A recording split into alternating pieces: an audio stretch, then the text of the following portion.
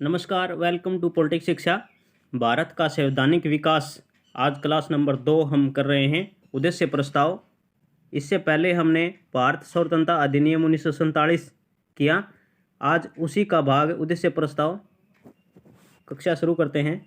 देखिए क्या कहता है। संविधान निर्माण का आरंभ 13 दिसंबर 1946 को उद्देश्य प्रस्ताव से हुआ। ठीक है। इस उद्देश्य प्रस्ताव में कुल 8 अनुच्छेद शामिल थे। 13 दिसंबर 1946 को संविधान निर्माण का आरंभ शुरू हुआ था। उद्देश्य प्रस्ताव नेहरू जी के द्वारा प्रस्तुत किया गया। पूछ लेता है इसके अंदर कितने अनुच्छेद थे, तो 8 अनुच्छेदों का वर्णन इसके अंदर मिलता है। ठीक है। अगला पॉइंट हमारा, उद्देश्य प्रस्ताव में भारत को एक संप्रभु राज्य के रूप में पहचाना गया तथा विश्व शांति बल प्रदान किया गया। ठीक है। अगला है, उद्देश्य प्रस्ताव को 22 जनवरी 1947 को सर्वसहमति से स्वीकार कर लिया गया। ठीक है। बाद में इसी उद्देश्य प्रस्ताव के परिवर्तित रूप से संविधान की प्रस्तावना बनी। ठीक है। ये उद्देश्य प्रस्ताव के कुछ महत्वपूर्ण तथ्य थे जिनके बारे में हमने जानकारी प्राप्त की। स्वतंत्रता अधिनियम द्वारा परिवर्तन। अगला पॉइंट है हमारा, संविधान सभा को पूर्ण रूप से संप्रभु निकाय बनाया गया। संविधान सभा एक विधायिका भी बन गई। संविधान सभा को 2 कार्य करने थे: स्वतंत्र भारत के निर्माण तथा देश के लिए सामान्य कानूनों को लागू करना। ठीक है। एक तो संविधान सभा का निर्माण करना तथा देश के लिए सामान्य कानूनों को लागू करना। इसके अंदर 2 प्रारूपों को तैयार करने की व्याख्या प्रदान की गई। अगला है, संविधान सभा 26 नवंबर 1949 तक दोनों रूपों में कार्य करती रही। इस समय तक संविधान निर्माण का कार्य पूर्ण हो चुका था। ठीक है। जो हमने दोनों शर्तें रखी गई थी इसके अंदर, एक तो संविधान सभा का निर्माण करना तथा उसको बनाना, दूसरा कानूनों को लागू करना। इन दोनों को 26 नवंबर 1949 तक दोनों रूपों को कार्य पूर्ण रूप से कर दिया गया। अगला है, संविधान सभा की समितियां। इसके अंदर 8 बड़ी समितियां व अन्य छोटी समितियां गठित की गई थी। किनके क्या क्या कार्य थे, इनके अध्यक्ष कौन थे, उनके बारे में जानकारी प्राप्त करते हैं हम। बड़ी समितियां, उनके अध्यक्ष संघीय शक्ति समिति, संघीय समिति के बारे में पूछ लेता है। संघ समिति तथा संघीय संविधान समिति दोनों पंडित जवाहरलाल नेहरू जी के पास थी।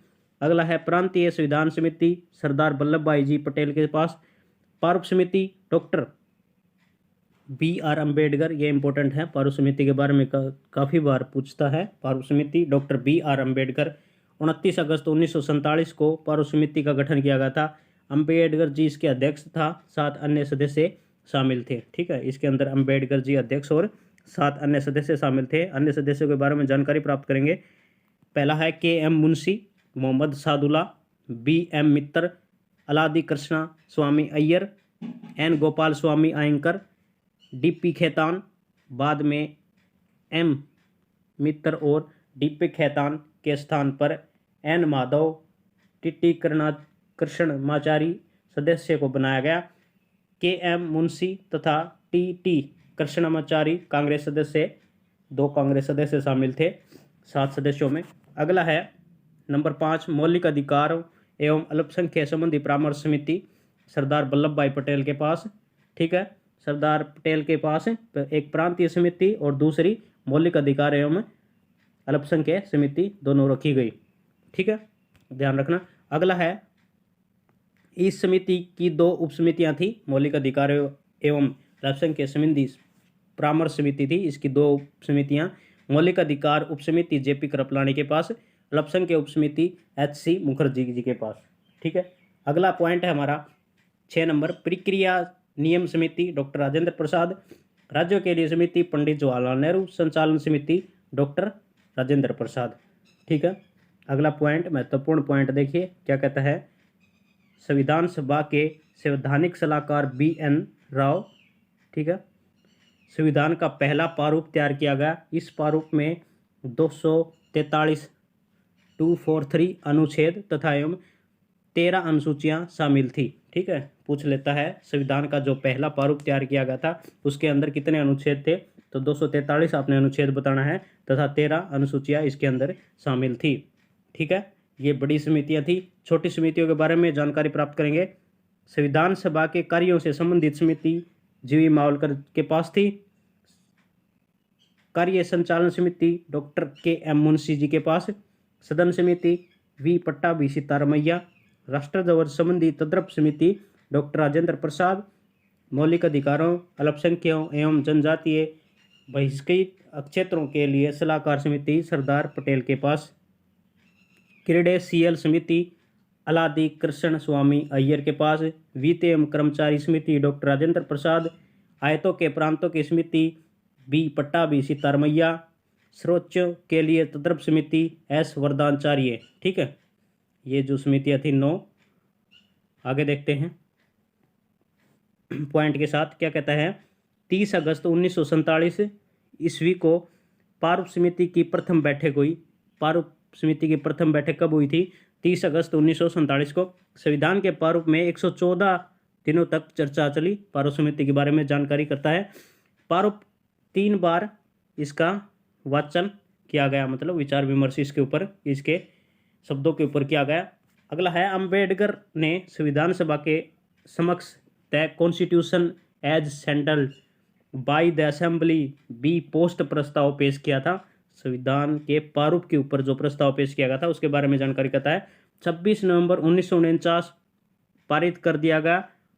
अध्यक्ष एवं सदस्य के हस्ताक्षर भी किए गए। मतलब कि जो प्रारूप समिति के अध्यक्ष बी.आर. अम्बेडकर जी ने इसके समक्ष जो यह प्रस्ताव पेश किया था उसके ऊपर उनके सदस्य और खुद अध्यक्ष के हस्ताक्षर कर इसको 1949 में सौंप दिया गया। ठीक है, संविधान के पिता तथा आधुनिक मैन बी.आर. अम्बेडकर, बाबा साहब अम्बेडकर के को जाना जाता है। बार बार प्रश्न पूछा भी जाता है, आधुनिक मैन अथवा संविधान के पिता किसे कहा जाता है? तो डॉक्टर बी.आर. अम्बेडकर को संविधान का पिता कहा जाता है।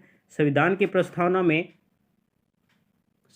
प्रस्तावना में 26 नवंबर 1949 भारत के लोगों ने सभा के संविधान को अपनाया, लागू किया एवं समय को सौंपा। ठीक है, ये 1949 की बात कर रहा है। 26 नवंबर 1949 को लोगों ने भारत को संविधान को अपना लिया गया था। ठीक है, अगला है, अपनाए गए संविधान में प्रस्तावना क्या क्या शामिल किया गया था?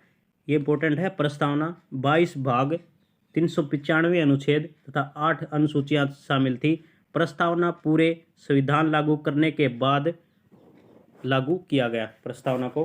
ठीक है, 26 नवंबर 1949 तक जो संविधान का निर्माण कर दिया गया था उसके अंदर पूछ रहा है 22 भाग, 395 अनुच्छेद तथा 8 अनुसूचियां शामिल थी।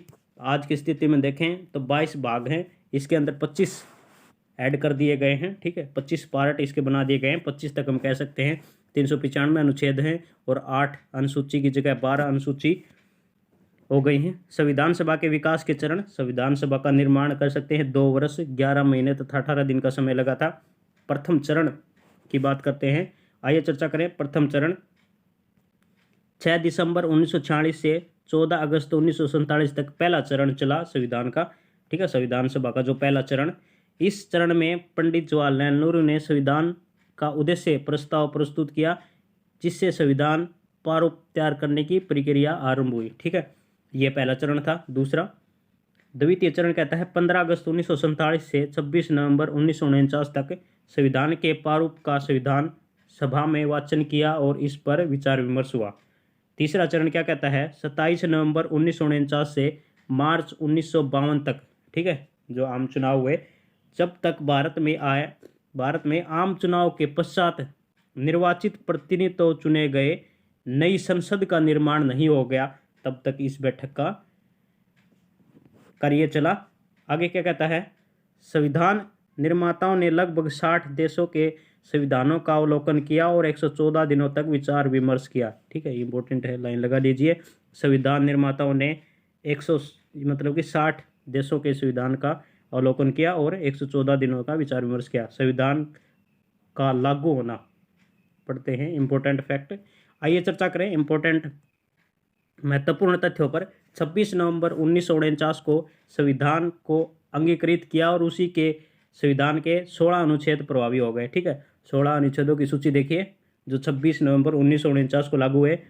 अनुच्छेद 5, 6, 7, 8, 9, 60, 324, 366, 367, 389, 79, ठीक है, 379, 380, 388, 391, 392, 393 और 394, ठीक है। ये 16 अनुच्छेद, ठीक है, ये 16 अनुच्छेद 26 नवंबर 1949 से लागू कर दिए गए।